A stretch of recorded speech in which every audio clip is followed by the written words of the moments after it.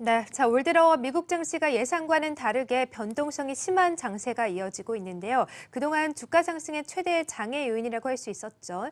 도드 프랭컵과 또 볼커룰이 크게 완화되면서 시장 참여자들의 관심이 더욱더 높아지고 있습니다. 이 트럼프 대통령의 오바마 지우기 양대 축의 하나였던 볼커룰이 완화되면서 과연 시장에 어떤 영향을 미치게 될지 크게 관심이 되고 있는데요. 오늘은 이 문제에 대해서 이야기 나눠보도록 하겠습니다. 한국경제신문의 한상추 논설위원 나오셨습니다. 안녕하세요. 네, 안녕하십니까? 네, 반갑습니다. 뉴욕 증시에 가장 큰 영향을 미친 것 중에 하나가 바로 볼커룰인데요. 이 볼커룰 알아보기 전에 볼커룰의 모법이라고 할 수가 있죠. 도드 프랭크법부터 좀 설명 부탁드릴게요.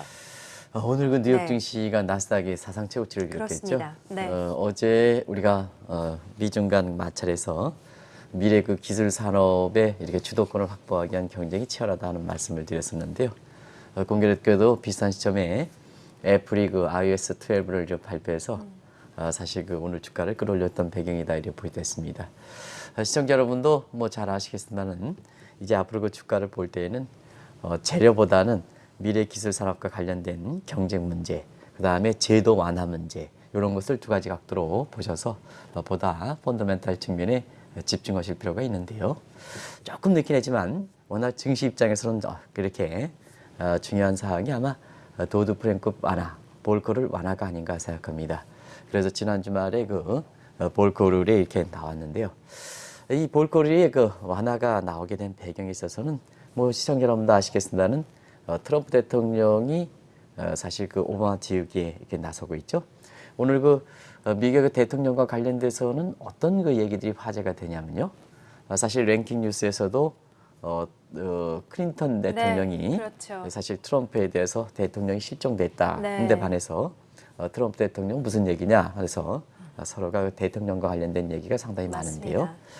이 오바마 대통령은 비교적 이런 문제에 대해서 지금 유색 인종이라든가 이런 문제가 있기 때문에 사실 이러한 그 대통령 문제 직접적으로 트럼프 대통령이 공격 대상이 되지만 본인이 이렇게 이런 문제에서 자제하는 분위기지만 그러나 트럼프 대통령과 그 다음에 클린턴 대통령 같은 경우는 같은 백인, 그 다음 미국의 전통사의 백인의 아주 상징격에 해당되거든요. 그런 그 논란이 이렇게 되는 것은 사실 그만큼 미국 사회에서 앞으로의 정치권의 향방이라든가 이런 측면에서 상당히 주목하실 사항이다 이렇게 보이됐습니다. 그런 측면에서 이렇게 대통령 간의 서로 갈등, 종전 간의 갈등을 일으키는 그 트럼프 대통령의 직접적인 갈등의 배경은 오바마 지우기가 아닌가 생각하는데요. 왜 그러냐면 전통을 무시한다는 얘기입니다. 그런 각도에서 지금 두 가지 측면이죠. 하나는 대내적 측면에서는 오바마 지우기가 오바마 헬스케어 문제, 그 다음에 여기 나오고 있는 도드 프랭크법 문제, 이건 이제 궁극적으로 폐지가 이렇게 이제 목표로 했었죠. 그 다음에 대외적인 측면에서는 이란의 핵 협상 폐지 문제, 그리고 중동의 정상화 문제 이런 문제가 지금 대외적 측면에서 오바마 지우기 차원이 이렇게 되고 이런 문제가 이란의 핵 협상 문제라든가 이런 증시에 어떤 그 영향을 미친가 하는 것은 그동안 시청자분이 다 경험하셨을 거로 이렇게 생각됩니다. 그만큼 그 중요한 이슈들이 해당되는데요. 사실 그 볼커룰이 월가에서 지적하는 가장 큰 장애인으로 주가 상승의 장애인이 됩니다는 사실 볼커룰을 이렇게 개정하기 위해서는 모법에 해당되는 도드 프랭크법이 수정이 되는 거거든요. 그래서 네. 이 도드 프랭크법의 수정이 먼저 나오고 그 다음에 볼커룰의 수정 개정안이 나오는 겁니다. 왜 그러냐면 이 볼커룰 같은 경우에는 도드 프랭크법의 부속적으로 이렇게 부속법이 되어 있기 때문에 그렇거든요. 그래서 지난 주말에 이렇게 볼커룰이 어떻게 될 것인가 하는 관점에서 관심이 됐던 볼커룰의 개정안이 나왔다. 사실 폐지를 기대했는데요. 개정안이 나왔다 이렇게 보겠습니다. 네, 그렇군요. 사실 앨런 그런스펀 전 의장 같은 경우에도 이 도드 프랭크법과 또 볼커룰을 폐지하는 게 좋겠다라고 말씀을 해주셨었는데 어떻게 해서 이 도드 프랭크법도 볼커룰이 나오게 됐는지 그 상황부터 좀 말씀을 부탁드릴게요. 앨런 그린스펀 입장에서는 도드 프랭크법과 네. 볼커룰을 가장 싫어하겠죠. 네네. 왜냐하면 도드 프랭크법과 볼커룰 같은 경우는 금융위기 이렇게 재현 방지 차원에서 마련했으니까 사실 앨런 그린스펀이 왜 이렇게 싫어하냐면요. 본인이 이렇게 의장일 당시에 2008년 미국의 그 금리위기가 발생했기 때문에 네, 그렇다 이렇게 맞습니다. 보겠습니다. 예. 그래서 앨런 그린스펀 입장에선 도드 프랭크법 그 다음에 볼커룰을 가장 싫어했는데요. 잠시 그 이렇게 도드-프랭크법과 볼커 룰이 만들어진 상황을 보면 뭐 시청자 여러분 아시겠습니다는 2008년에 금리위가 네. 사실 그 앨런 그린스폰이 이렇게 장기 이렇게 의장을 한 당시에 만들었던 제도 문제에서 발생시켰던 문제거든요. 그렇기 때문에 금리위 재원 방지 차원에서 만들었던 그 미국 단일금리법, 볼커 룰 같은 경우에는 앨런 그린스폰 시절의 금융 제도라든가 이런 것을 세계 반대적 측면에서 이렇게 추가됐다 이렇게 보이됐습니다. 그런 측면에서 사실 미국의 그 금리 과정을 좀 잠시 말씀드리면 유동성 문제, 그 다음에 시스템 위기 문제, 실물 경제 위기로 이렇게 하죠. 그러니까 극복도 바로 도드-프랭크법과 단일금 구조에 만들어진 그 배경이 여기 있는데요.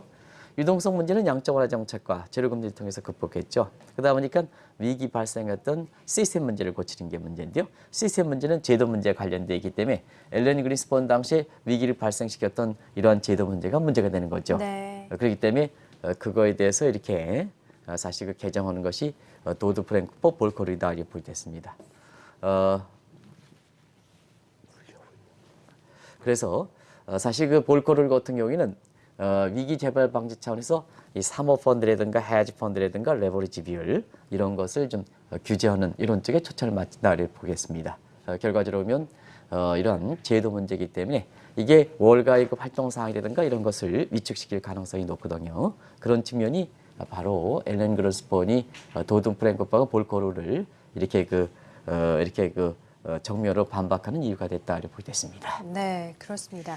자, 트럼프 대통령 당선 이후에 이 오바마 지우개 계속해서 나아가고 있는데 사실 이 도드-프랭크법에 어떤 내용이 포함되어 있길래 폐지가 안 됐고 완화된 것만으로도 월가에서 이렇게 좀 환영을 하는지 상당히 궁금하거든요. 어떤 내용이 포함되어 있습니까? 굉장히 강력하고 전문적인 내용들이 있다고 그렇군요. 네. 지난 10년 동안 국내 그 증권사를 비롯해서 금융사도 많은 영향을 미쳤다 이렇게 네. 보겠습니다. 아무래도 미국의 단일금리법, 도드-프랭크법은 전 세계 제도적 측면에서 지금 정책 동조화되기 때문에 뭐 미국도 이제 금리를 내리면 다른 국가도 금리 내리고 금리 올리면 금리도 올리지 않습니까? 그래서 통화정책 측면은 이러한 금리라는 이런 경제활동 지표도 동조화될 뿐만 아니라 제도와 동조화되는 모습에서 국내에도 많은 영향을 미쳤었는데요.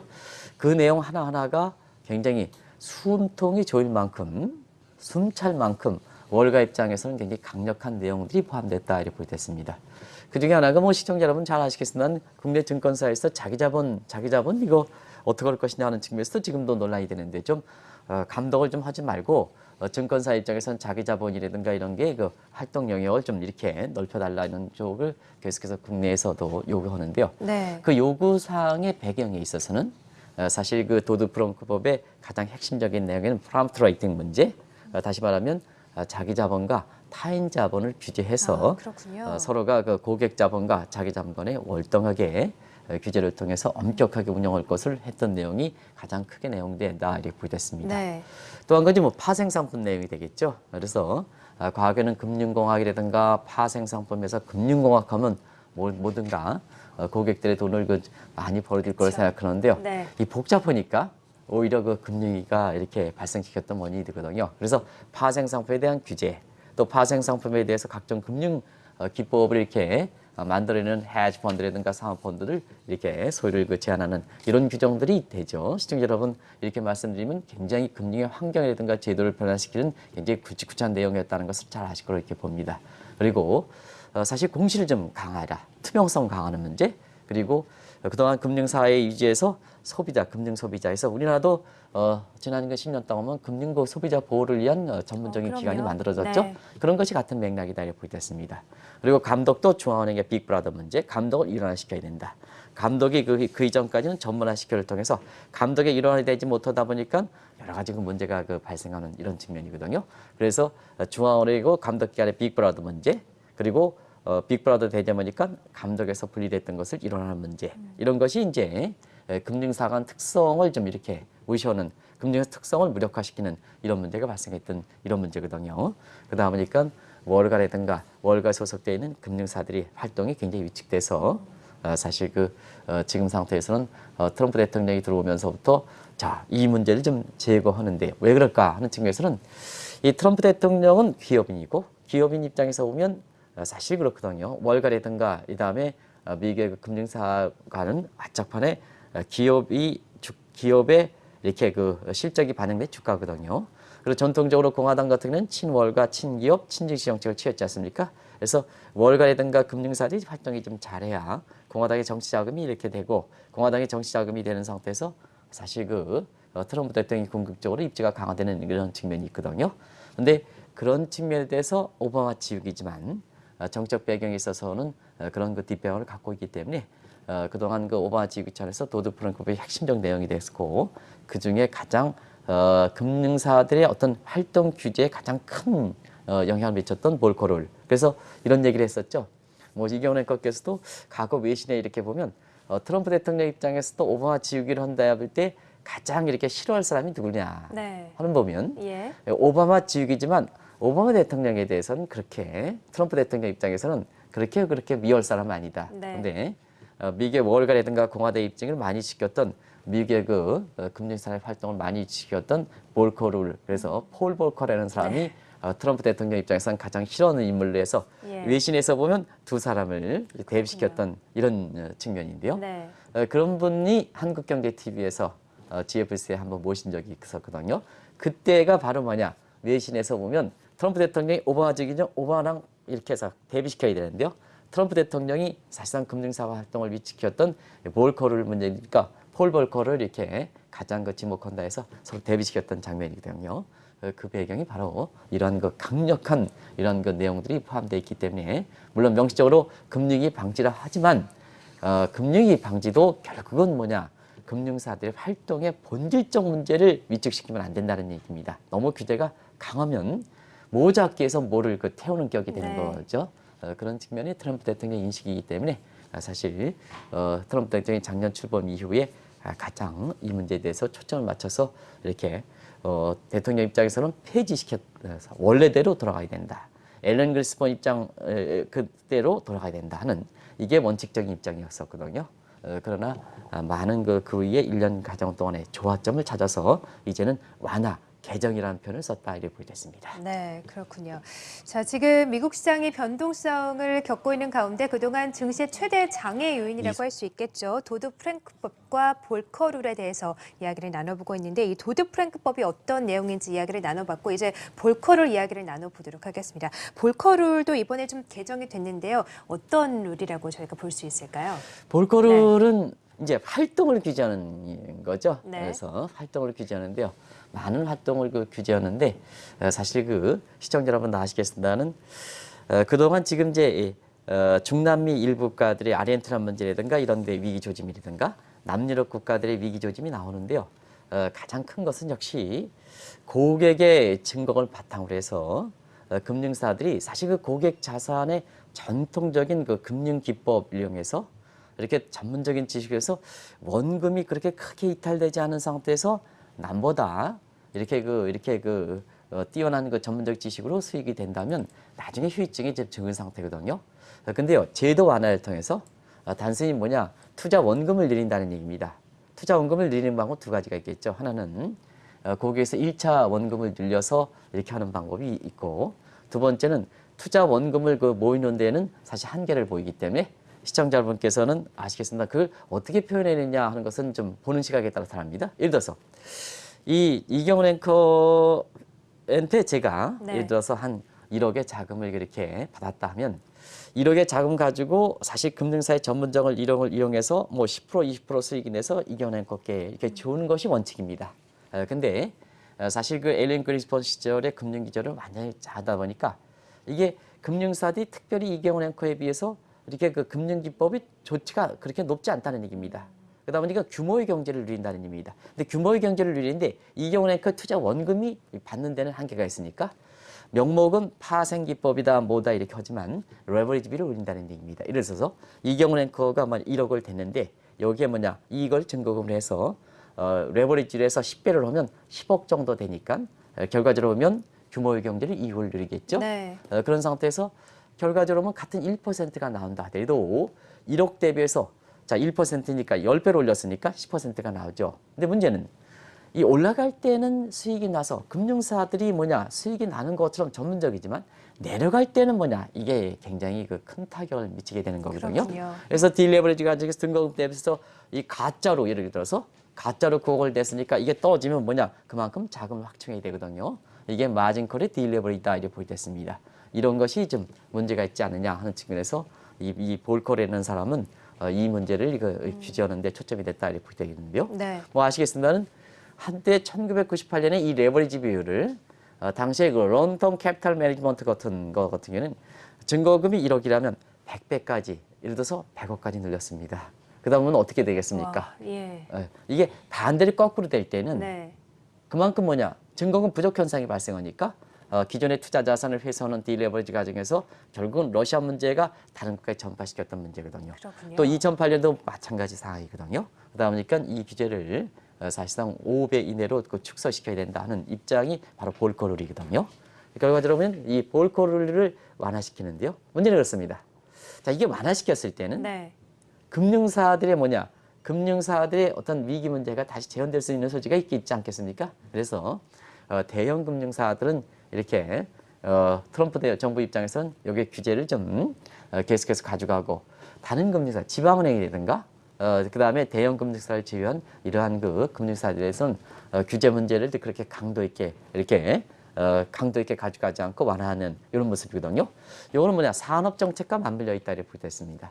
왜냐하면 이 트럼프 대통령 입장에서는 11월 중간 선거라든가 아니면 그 3년 후에 연임을 할 때는 아무래도 이 백인 그 저소득층 이런 문제이기 때문에 네. 이 저소득층이라든가 이런 사람들은 아무래도 이제 고객과의 관계, 고객의 기준으로 볼 때는 대형 골드만삭스라든가 JP모건을 이렇게 금융사 입장에서도 이렇게 그 아주 저소득층을 취급하지 않을 뿐만 아니라 그 다음에 사실 저소득층이 있어도 골드만삭스라든가 이렇게 JP모건 같은 이런 데에 사실상 이렇게 그 거래를 하고 싶어도 하지 못하는 이런 네. 문제거든요. 그러다 보니까 트럼프 입장에서는 11월 중간 선거라든가 3년의 연임에 있어서는 그 사람들은 그 대형 금융사 같은 경우에는 사실 자기 표심에 이렇게 크게 그 영향을 미치지 않는다는 의미입니다. 그렇기 때문에 대형 금융사는 위기 방치해서 지금까지 이렇게 유지했던 볼코룰 같은 이런 것은 이렇게 개정을 하지만 규제 자체 같은 경우는 계속해서 유지하고 그러나 다른 그 금융사라든가 그다음에 저소득층이 주로 일하는 지방은행 같은 경우에는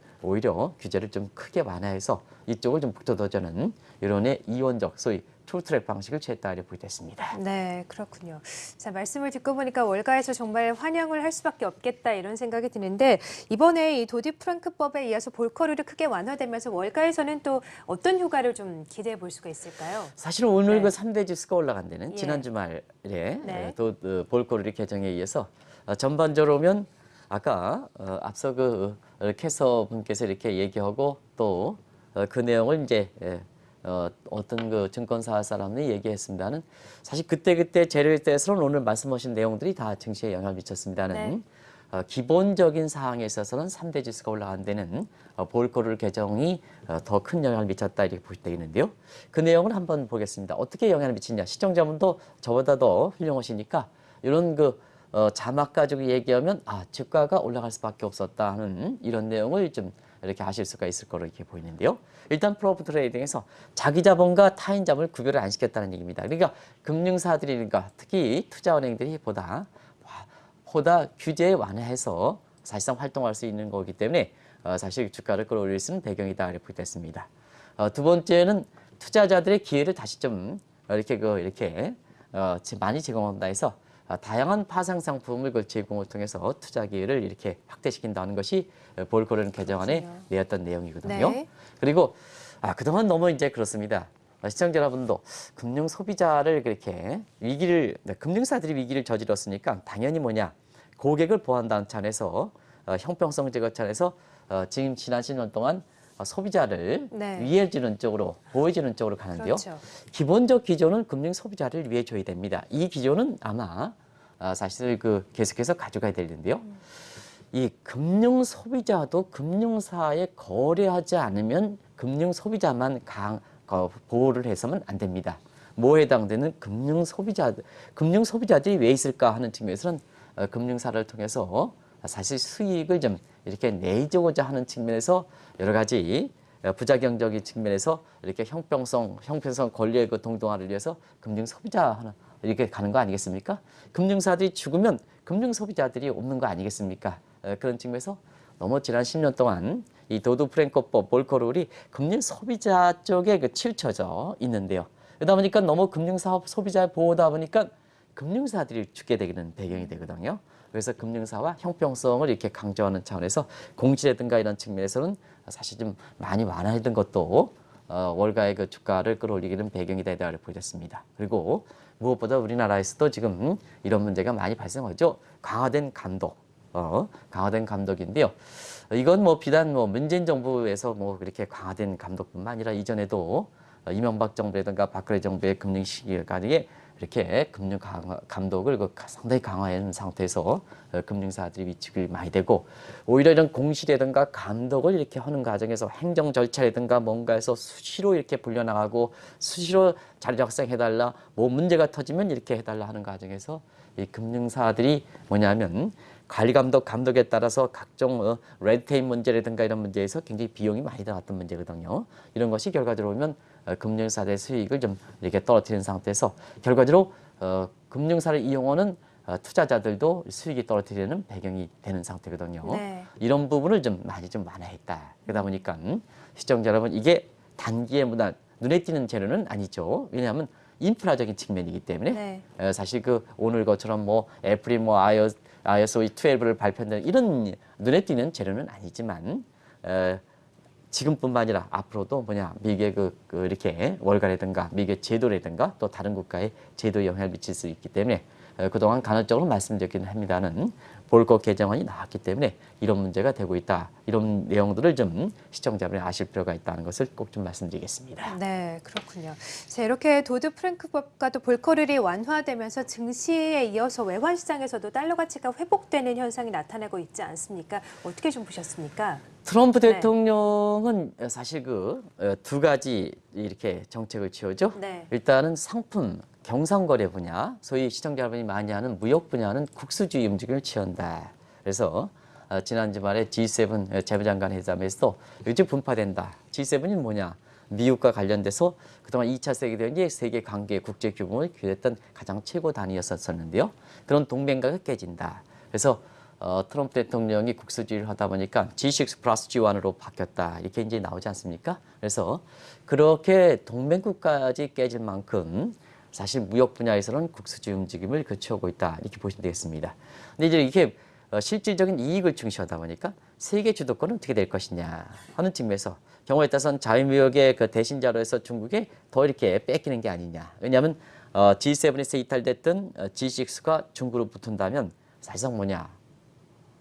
결과적으로 이게 경상거래 부분에서 미국의 2차 세계대전 유지했던 주도권을 뺏기는 것이 아니냐 이렇게 보고 있는데요. 네. 그런 분파오즘이 지난번에 G7이 G6 플러스 G1으로 한데 이번에 어제도 말씀드렸습니다는 이 유럽 국가 중에서 가장 이렇게 트럼프 대통령과 가장 이렇게 했잖아요. 가장 반대하는 사람은 메르켈 총리고요. 그다음에 사실상 유럽 국가의 최고 통수권 중에서 트럼프 입장에서는 가장 선호하는 사람이 테레사 메이다 이렇게 보시면 되는데요. 왜 그럴까 하는 측면에서는 이렇게 훌륭한 사람은 외롭다 하는데요. 이 트럼프 대통령 훌륭해서 외롭다. 그래서 자기의 동료를 찾는 상태에서 유럽에서 뛰쳐나가는 이렇게 영국의 테레사 메이를 이렇게 서로 우월하고 그 다음에 뭐냐면 이렇게 메르켈 총리를 반대하는 이런데요. 메르켈 총리 입장 분명히 얘기하죠. 자, 미국 주도의 IMF 대신해서 유럽 주도의 EMF를 만들겠다는 것이 지금 국제 뉴스에서 아주 탑 뉴스로 정도로 이렇게 될 만큼 IMF 체제에서 유럽이 이탈될 수도 있다는 물론 마크롱이 여기에 대해서 반대를 하고 있지만 이게 지금 국제 질서의 재편 문제거든요.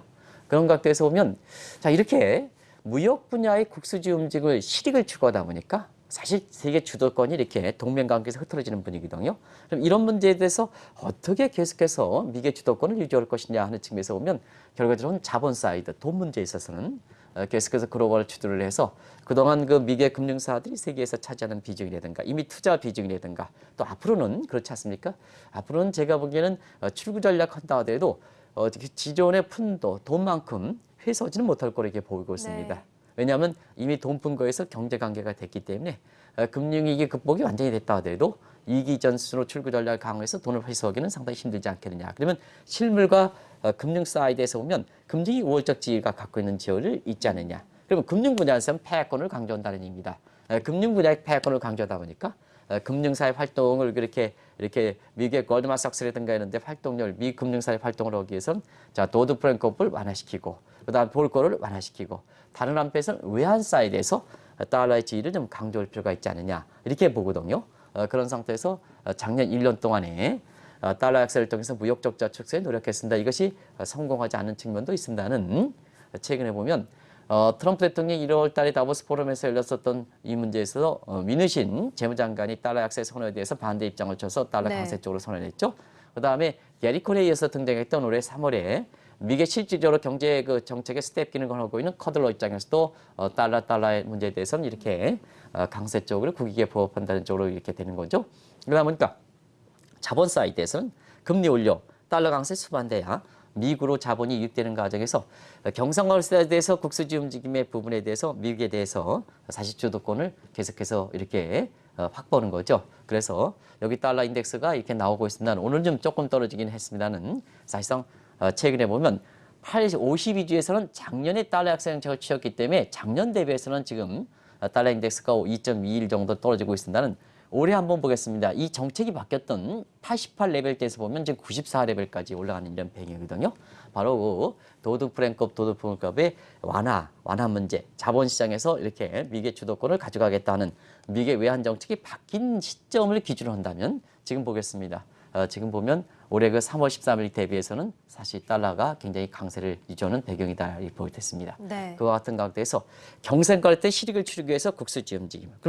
그런 차원에서 약화되는 문제를 어떻게 할 것이냐.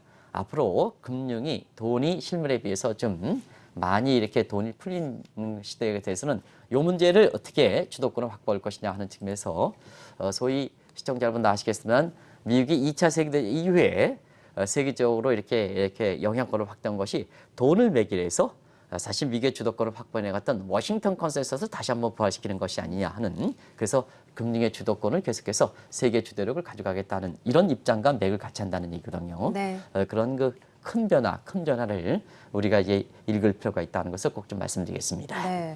자, 이렇게 볼커룰과 도드 프랭크법이 완화되면서 긍정적인 효과에 대해서 말씀해 주셨는데 사실 부정적인 요인도 만만치 않을 것 같습니다. 어떤 점이 좀 부정적일까요? 미국의 주도권을 이렇게 확보해 가면 예. 사실상 미국의 주도권을 확보해 가는 과정에서 나타났던 한국이라든가 이런 데서 나타났던 그 부작용은 더 심해질 수밖에 없다 이렇게 보게 됐습니다. 그런 각도에서 자 미국이 이제 사실상 주도권을 진다 이렇게 하면 지금 벌써부터 남유럽이라든가 그 다음에 아르헨티나를 비롯해서 신흥국의 문제가 그런 각도에서 터지게 되는 배경이다 이렇게 보게 됐습니다. 그렇군요. 그래서 다른 한편에 있어서는 미국 자체뿐만 아니라 미국 이외의 다른 국가들의 금융위기 어차피 도드 프랭크법 볼거는 금융위기 방지 차원에서 만들었으니까 이게 완화되면 돈이 아직까지 완전히 거쳐지지 않은 상태에서 보면 사실 그만큼 금융위기에 대한 우려감은 자연스럽게 나오는 거다 이렇게 이제 보시면 되겠습니다. 네. 결과적으로 보면 10년 주기설이 2008년 이후에 꼭 10년이 되는 게 2018년인데요. 이렇게 제도 이렇게 변하다 보니까 10년 위기설이 이렇게 계속해서 나오는 것 실제 발생 여부와 함께 실제 이렇게 나오게 되는 배경도 바로 그런 측면이다 이렇게 됐고요. 이달 들어서는 페드가 금리를 좀 올릴 거로 이렇게 보이는데요. 이런 각도에서 6월 위기설도 10년 위기설과 맞물려서 이렇게 나오는 배경이다. 실제 발생 여부와 관계없이요. 그런 것들로 이렇게 보실 필요가 있다 이렇게 됐습니다. 그리고요. 어쨌거나 여러분 미국에서 보면 활동력을 이렇게 자유롭게 한다면 아무래도 돈에서 돈 먹기 하는 우리가 보면 한국도 그런 얘기가 지금 많이 있지 않습니까? 남북 관련해서 아무런 아직까지 진전된 사항이 없는데 돈 넣고 되는 투자판 되지 않느냐. 이 투자판이 자본주의에서 보면 카지노 자본주의거든요. 그래서 2008년 이후에 저소득층을 이용하고 하는 소위 온정적 자본주의 4.0 대비해서 카지노 자본주의에는 자본주의 3.0으로 되돌아가는 게 아니냐 하는 카지노 자본주의에 이런 얘기, 이런 부작용이 굉장히 증폭될 가능성이 있다 이렇게 보겠습니다. 그래서 금융의 소유권자들, 예를 들어서 사실 그 저소득층이라든가 이런 측면에서는 금융의 소유권자 이 편이 적당할지 모르겠어요. 아무래도 이제 금융에 대해서는 이 소유권자에 해당되는 이런 분들인데요. 이런 분들이 금리 인상과 함께 사실 이 금융사의 활동력을 이렇게 하면 이 금융사들이 뭐냐 한번 보겠습니다. 우리가 보면 시중은행들이 이렇게 올해 1, 4분기 실적이 굉장히 좀 이렇게 많다 하는데요. 금융사들이 뭐냐 고객에 해당되는 고객 지원계지만 고객에 실질적으로 위해 주느냐 하면 그동안 주택담보대출을 쭉 깔아놓고 올해 금리 인상하다 보니까 투자 다른 기반에서 투자 기록 수익을 다변화하는 이런 측면에서 1, 4분기 수익이 내지는 상반기는 아직 2, 4분기 실적이 나오지 않았으면 사상 최고치를 기록하느냐 하면 그게 아니거든요. 주택담보대출 쭉 깔아놓고 금리 올릴 때 예금금리를 올리는 게 아니라 뭐냐면 대출금리 올려버리거든요. 근데 이 대출금리는 누가 많이 갖고 있느냐? 결과적으로 보면 사실 그 중하위 계층들이 소득 대비해서 네. 주택담보대출을 많이 갖고 있지 않습니까? 그렇죠. 그러면 한편으로서는 고객을 연다 이렇게 해서 고객을 연다 놓고 지금처럼 금리가 이렇게 올라가고 카지노 자본주의라든가 해서 저소득층이 금리에 대해서 상대적으로 좀 박탈감이 많이 심해지는 이럴 때 그때 뭐냐 진정으로 고객을 위한다면 대출금리는 내려주고 예금리를 올려야 되거든요. 그래 그 고객 지향화 아니겠습니까? 근데 정작으로 고객을 이해해주고 저소득을 이해해준 때는 대출금리 올려버리는 이런 모습이 금융 위기지거든요. 그래서 문재인 정부 입장에서는 저소득을 어떻게 할 것이냐 하는 측면에서 보면 앞으로 뭐냐 이런 측면은 굉장히 좋은 방향인 것 같습니다. 대출 규제 좀 행정주대로서 올리지 마라. 이게 지금 현 정부 입장에서 좀 가져가는 거 아니겠습니까? 그리고 예금금리 문제에 대해서는 전형적으로 검토하는 이게 다른 어떠한 세금을 걷어서 저소득층에 지원해 주는 것보다도 더 실질적으로 보면 제 개인적으로 보면 이렇게 금융에 상대적으로 소홀권에 있는 이런 저소득층을 위한다 이렇게 하면 이게 가장 좋은 정책이거든요. 그 방향은 굉장히 좋은 정책이다 이렇게 보이됐습니다. 그런 거에서 이렇게 지금의 그 저소득층이라든가 이런 데 사회 그 병리 현상이 많이 촉발될 수 있는 소지가 있다 이렇게 보시면 되겠고요. 네. 또 한 가지는 이 레버리지 비율이라든가 이런 게 좀 완화하고 주주들 권한을 강화하고 이러다 보니까 결국 행동주의 헤지 펀드들 이렇게 적대적 애면의 이게 기승이죠. 우리나라도 보이겠습니다. 지금 폴싱어라든가 삼성이라든가 현대차 이렇게 해서 거기 노출된 상태고 그다음에 기업 매물이 많이 있는 상태에서 적대적 애면회가 굉장히 기승 보이죠. 이런 것이 더 촉발될 가능성이 있다 이렇게 보이겠습니다. 그러다 보니까 이런 얘기죠.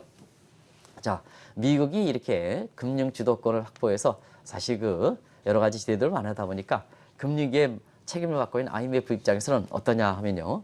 미국의 금융 시스템 취약하는 문제를 경고하는 거고 그다음에 부채 위험을 경고하는 거고 이렇게 나오는 거죠. 네. 그래서 지금 문제에 있어서는 지난 10년 동안 어떤 각도로 보느냐에 따라서 그게 완전히 그 반대를 하다 보니까 각 이해관계의 그 기관들도 입장이 서로 반대가 나오는 상태이다 이렇게 보이됐습니다. 그래서 네. 금융권도 상당히 지금 아주 빅 체인지가 일어나는 상황이다 이렇게 보이됐습니다. 가장 네. 큰 변화는 앞서 말씀드린 같이 IMF 대비해서 EMF가 나오는 것. 그리고 여기에 중국도 CMA, CRM 같은 이런 것이 이제 나오는 이런 배경이다 이렇게 보이됐습니다. 네. 이 CM이라든가 CRM 같은 경우에는 중국판 IMF다 이렇게 그렇군요. 보이됐습니다. 서로 네. 분파되는 이런 모습이 나오고 있다 이렇게 보이됐습니다. 네. 자, 이렇게 좀 긍정적인 요인과 또 부정적인 요인에 대해서 살펴보고 있는데 사실 우리나라에도 큰 영향을 줄 것 같습니다. 어떤 영향이 있을 수 있을까요? 사실 도드-프랭크법 완화하고 볼커를 그렇게 완화하면 미국의 그 카지노 자본주의에서 소위 헤지펀드라든가 행동주의 헤지펀드가 기승을 부리면 국내에 이렇게 국내 같은 경우는 사실 외국 자본의 그 비중이 높은 상태에서 네. 사실 윈불도 현상이 심하다 보니까 여기에 직접적으로 이렇게 우리가 그 피해를 받을 수 있는 소지가 있거든요. 벌써부터 이제 나타나고 있지 않습니까? 그런 측면에서 가장 중요한 것이 기업의 그 경영권 방어 문제를 어떻게 할 것이냐 하는 이 문제가 아마 현 정부 입장에서는 좀 미국의 그 제도 완화가 되다 보니까 이런 문제를 그 국내 기업들을 이렇게 방어하는 차원에서 이 외국 자본주의에 많이 노출돼 있으니까 이런 측면을 좀 우리 입장에서는 법 개정을 좀 이렇게 하실 필요가 있다는 것을 꼭 좀 말씀드리겠습니다. 그리고 이 적대적 애면의 이런 문제가 되다 보니까 우리가 보면 우호적 애면과 적대적 애면은 구별을 할 필요가 없습니다는 지금은 그 이렇게 경기도 둔화 현장에서 이 카지노 자본주의 보이는 과정에서 아무래도 상대적 중소기업이라든가 이런 측면에서 보면 굉장히 어려운 그 환경, 그다음에 저소득층이라든가 이런 측면에서는 굉장히 어려운 환경을 만들 수가 있거든요. 그렇죠. 그런 측면에서는 문재인 정부가 이렇게 출범할 때부터 저소득층을 위한다, 그다음에 중소기업을 위한다 하는 측면에서 금융 사이드 측면에서 이 저소득층과 중소기업을 어떻게 위할 것이냐 하는 측면에 정책 방향은 다른 어떤 정책 수단보다도 현 정부의 국정운영 목표를 달성하는데 굉장히 좋은 정책이지 않냐 생각합니다. 네. 상대적으로 불리한 환경이 됐을 때 그런 부분에 초점을 맞춰서 근데 문재인 정부 출범 초부터부터 중소기업을 위한다, 그다음에 저소득층을 위한다 하는 가닥은 잘 짚은 상태인데요. 사실 그런 측면이 금융 사이드에서 좀 이렇게 이런 것 간과실 필요가 있다는 것을 말씀드리겠습니다. 그래서 지금 금융사 입장에서는 뭐 VIP다 뭐다 이렇게 해가지고 대출이다 뭐다 해서 대출도 그런 식으로 하는데요. 지금 우리가 이렇게 감독원장이라든가 이런 분이 그런 분에 아주 전문가시니까 이런 측면에서 제발 금융사들한테 차별을 좀 시키지 말라.